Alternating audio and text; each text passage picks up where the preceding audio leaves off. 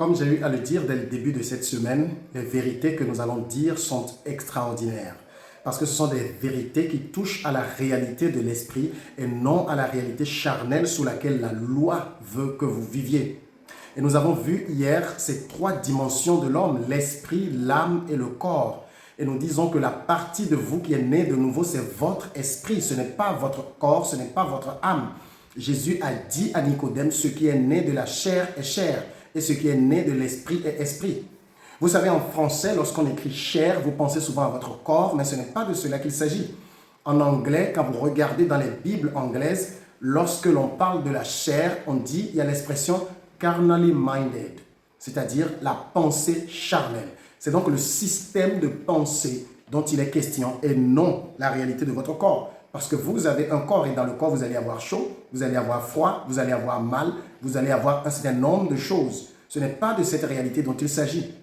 Mais il y a une autre réalité qui va au-delà de cette réalité dans la chair. C'est la réalité de votre esprit. Et si vous voulez interagir avec Dieu, vous devez interagir avec lui sur la base d'esprit à esprit et non sur la base de corps ou bien de chair à chair. Parce que l'apôtre dit que la chair a des désirs contraires à ceux de l'esprit et l'esprit en a de contraires à ceux de la chair. Ils sont opposés entre eux.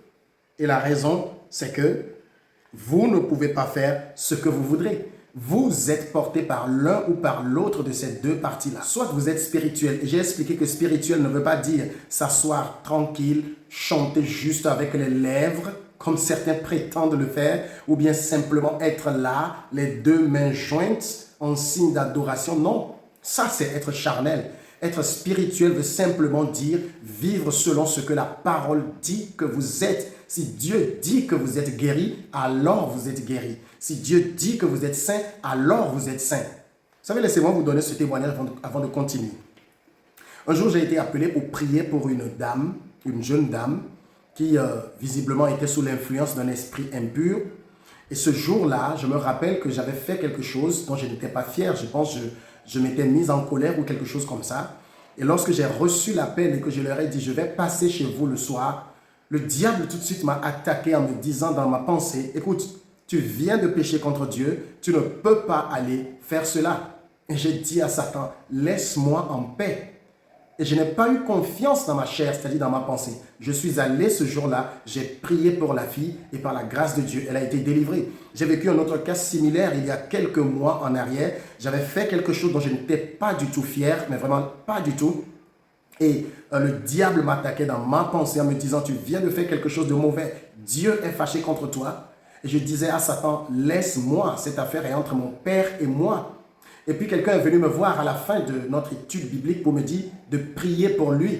Satan m'a tout de suite attaqué en m'envoyant dans ma pensée toutes sortes de choses.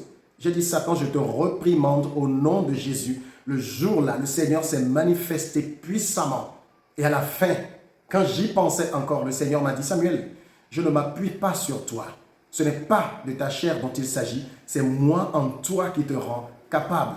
Et donc vous avez intérêt à vivre selon l'esprit et non selon la chair. Et je rappelle encore, cela ne veut pas dire aller vivre dans le péché. Le péché est mauvais, le péché est du diable et c'est stupide de vivre dans le péché.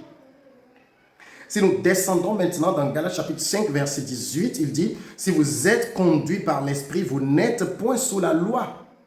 Peut-être ce que j'ai dit depuis le début jusque-là, beaucoup ne l'ont pas compris, mais voilà le résumé. Si vous êtes conduits par l'esprit, vous n'êtes point sous la loi. Ça veut dire si vous êtes sous la loi, vous n'êtes pas conduit par l'esprit, vous êtes simplement charnel. Le charnel, c'est celui qui vit selon la loi, selon les règles, selon toutes les choses qu'il pense devoir faire ou ne pas faire pour plaire à Dieu.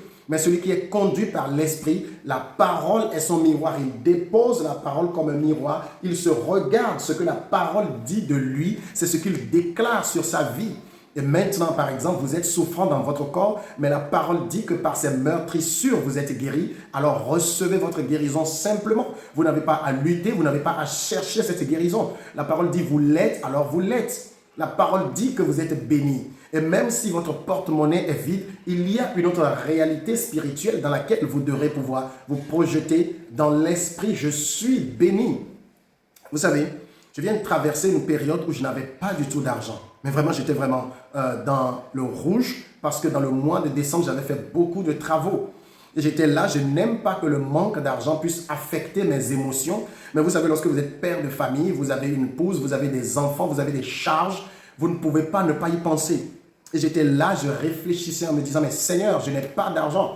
Mais je ne prie pas souvent pour demander de l'argent à Dieu parce que je sais que tout ce que Dieu possède, il me l'a déjà donné dans l'esprit. Alors je dis certainement l'argent va venir de quelque part.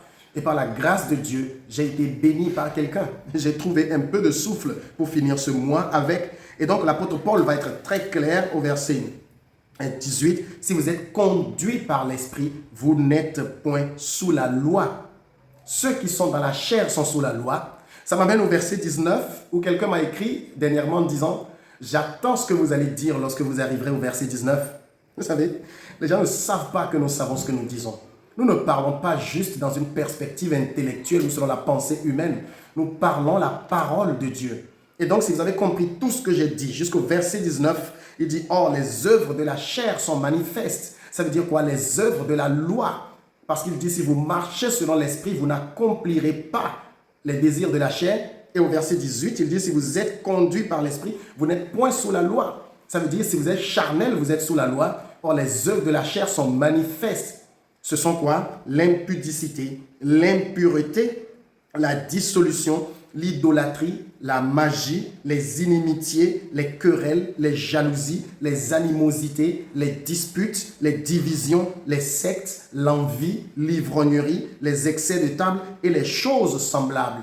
Je vous le dis d'avance, comme je l'ai déjà dit, que ceux qui commettent de telles choses n'hériteront point le royaume de Dieu. Si vous marchez selon la chair, vous savez, aujourd'hui, peut-être vous pouvez penser que je fais bien les choses, je ne pêche pas, je ne commets pas d'adultère, mais vous y pensez tellement que je vous promets, ça va venir. Et quand ça va venir, si vous ne savez pas faire attention, vous allez quitter la barque. Vous avez intérêt à venir maintenant vivre selon l'esprit, la réalité de votre justice dans l'esprit. Parce que les désirs de la chair sont là.